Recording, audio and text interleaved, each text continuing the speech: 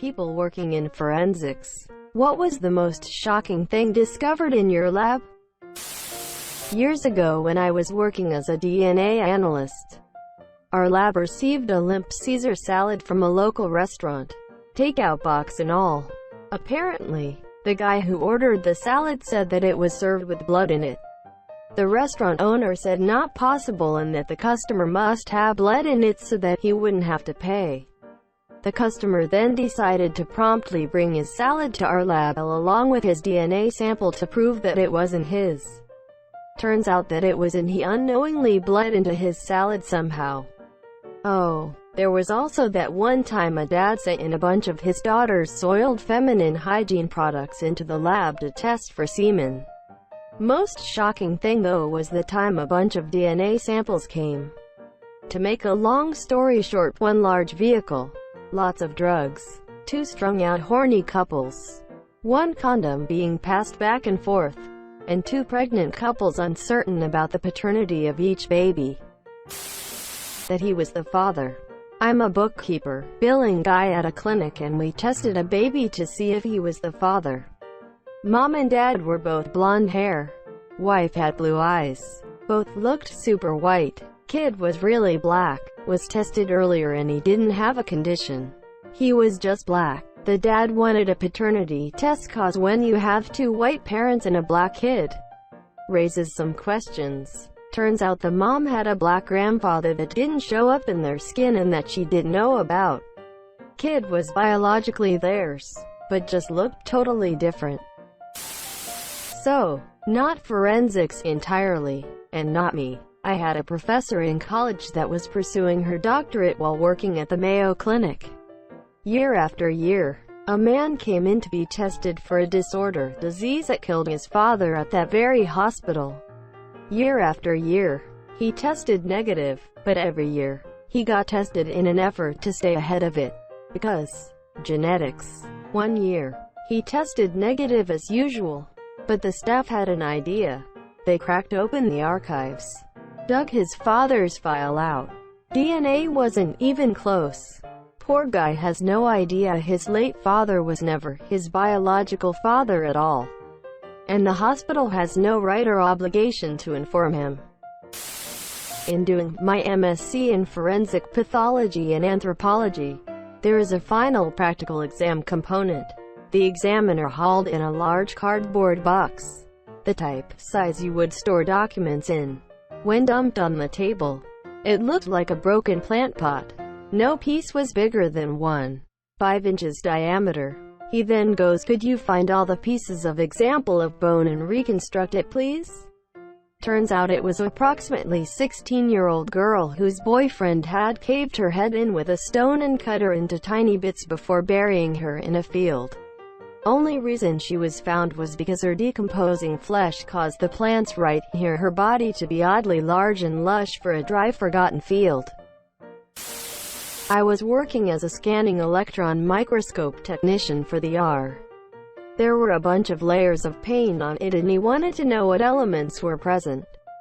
Most of the layers showed up as normal elements, O, Al, Cr, etc. But one layer had a peak at Pr praseodymium, which is so rare that I forgot that it was even an element. I thought I was going crazy, but my engineer double-checked it and it was definitely there. Turns out that praseodymium is used in certain military-grade paints.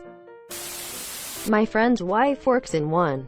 Getting blood samples from babies that tested positive for coke and meth was apparently fairly common. But the most recent shocking discovery was that the building's plumbing was done in such a way that chemical disposal could backflow into the water fountain drain.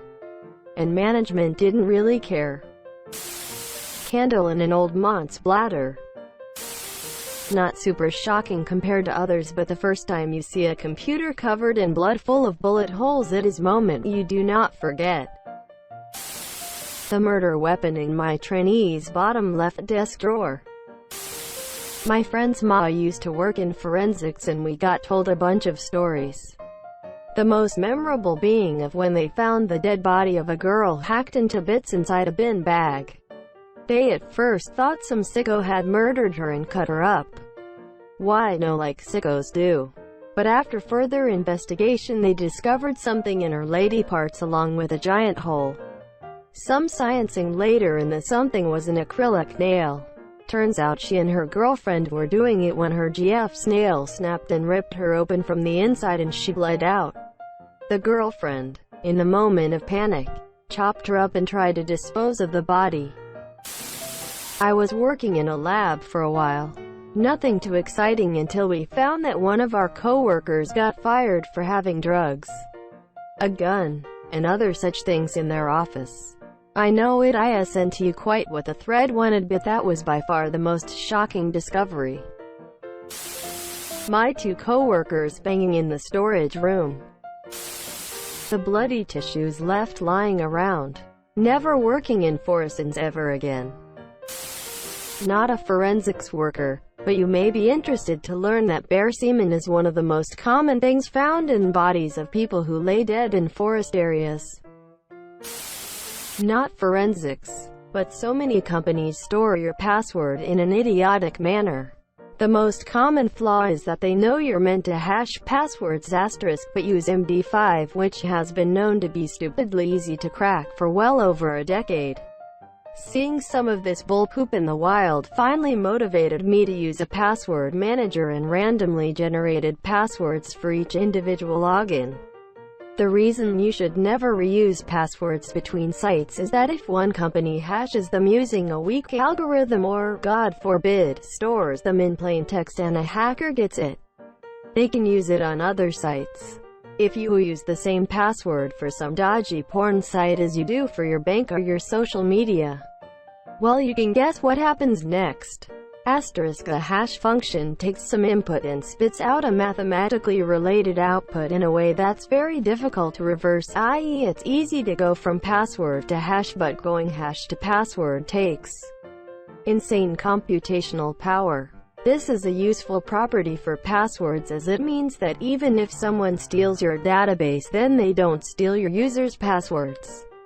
When the user inputs their password, you hash it, and if the hashes match, you let them in. Otherwise, you throw an error. The gold standard today is the Argon 2 algorithm, but BCRYPT and Scripter are common too. Only a fool uses MD5 or SHA for password hashing.